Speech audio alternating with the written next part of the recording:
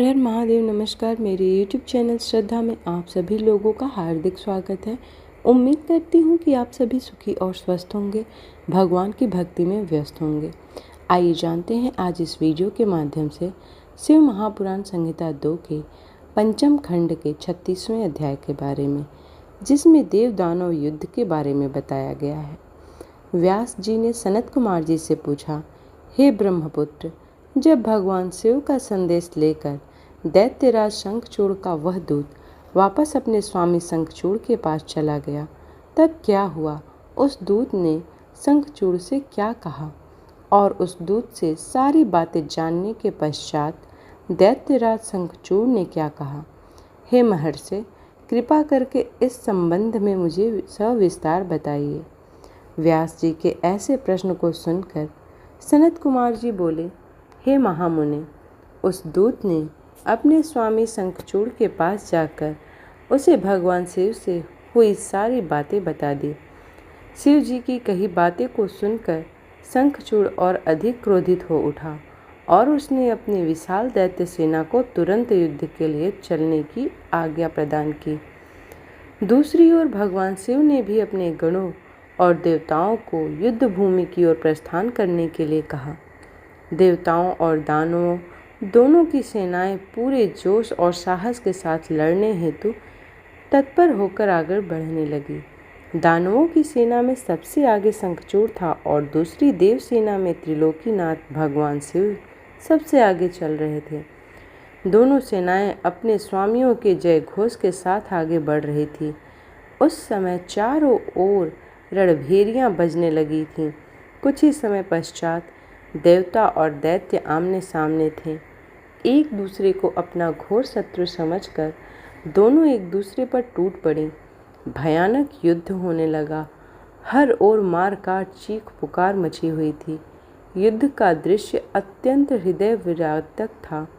भगवान श्री हरि विष्णु के साथ दंभ, कलासुर के साथ कालका, गोकर्ण के साथ हुताशन तो कालंबिक के साथ वरुण देव का युद्ध होने लगा। सब युद्ध करने में मग्न थे, परंतु भगवान शिव तथा देवी भद्रकाली अभी तक ऐसे ही बैठे थे। उन्होंने युद्ध करना शुरू नहीं किया था। उधर दैत्यराज शंखचूड़ भी युद्ध का दृश्य देख रहा था। उस समय युद्ध अपने चरम पर था। दोनों सेनाएं घमासान युद्ध कर रही थीं। सभी बड़ी वीरता से लड़ रहे थे और युद्ध में अनेक प्रकार के आयुधों का प्रयोग कर रहे थे। कुछ ही देर में पृथ्वी कटे मरे और घायल योद्धाओं से पट गई।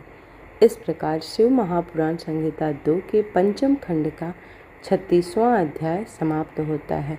अब जानते हैं 37वें अध्याय के बारे में, जिसमें शंखचूड़ के युद्ध के बारे में बताया गया है। सनत कुमार जी बोले, हे व्यास जी, इस प्रकार देवताओं और दानवों में बड़ा भयानक विनाशकारी युद्ध चल रहा था। धीरे धीरे दानव देवताओं पर भारी पड़ने लगे। तब देवता अत्यंत भयभीत होकर अपनी रक्षा हेतु इधर उधर भागने लगे। कुछ देवता भागकर देवाधिदेव भगवान शिव की शरण में आए। तब वे देवता बोले, प्रभु, हमारी रक्षा करें। असुर सेना परास्त होने के बजाय हम पर हावी होती जा रही है। यदि शीघ्र ही कुछ नहीं किया गया तो हम अवश्य हार जाएंगे। देवताओं के ये वचन सुनकर भगवान शिव को बहुत क्रोध आया। वह उठकर खड़े हो गए और स्वयं युद्ध करने के लिए आगे बढ़े। युद्ध स्थल में पहुंचते ही उन्होंने असुरों की अच्छाहिड़ी सेना का नाश कर दिया। देवी भद्रकाली भी अनेक दैत्यों को मार मार कर युद्ध स्थल में पहुंचते ही उनका रक्त पीने लगी। इस प्रकार असुरों को युद्ध में कमजोर पड़ता देखकर देवताओं में एक नई जान आ गई। जो देवता इधर उधर अपने प्राणों की रक्षा के लिए भाग रहे थे, वे भी आकर पुनः युद्ध करने लगे। उधर भद्रकाली देवी क्रोध से भरकर दैत्यों को पकड़कर अपने मुख में डालने लगी। स्कंद ने अपने बाणों से करोड़ों दानवों को मौत के घाट उतार दिया। यह देखकर असुर सेना भयभीत होकर अपने प्राणों की रक्षा करने हेतु इधर उधर भागने लगी। असुर सेना को इस प्रकार तितर बितर होता देखकर दानवराज शंखचूड़ क्रोधित होकर स्वयं युद्ध में कूद पड़ा उसने अपने हाथों में धनुष बाण उठाया और भयानक बाणों की वर्षा करनी प्रारंभ कर दी। देखते ही देखते शंखचूड़ ने देवसेना के अनेकों सैनिकों का संहार कर दिया। यह देखकर स्कंद देव आगे बढ़े और शंखचूड़ को ललकारने लगे। शंखचूड़ ने क्रोधित होकर स्कंद पर पलटकर वार किया। उसने स्कंद का धनुष काट दिया और पूरी शक्ति से स्कंद की छाती पर प्रहार किया। फलस्वरूप स्कंद मूर्छित होकर जमीन पर गिर पड़े। कुछ ही देर बाद स्कंद उठकर खड़े हो गए और उन्होंने अपने बाण से शंखचूड़ के रथ में छेद कर दिया। यही नहीं, स्कंद ने शंखचूड़ का कवच, किरीट आदि कुंडल भी गिरा दिया। तत्पश्चात उसने एक भयानक विष बुझी शक्ति से शंखचूड़ पर प्रहार किया।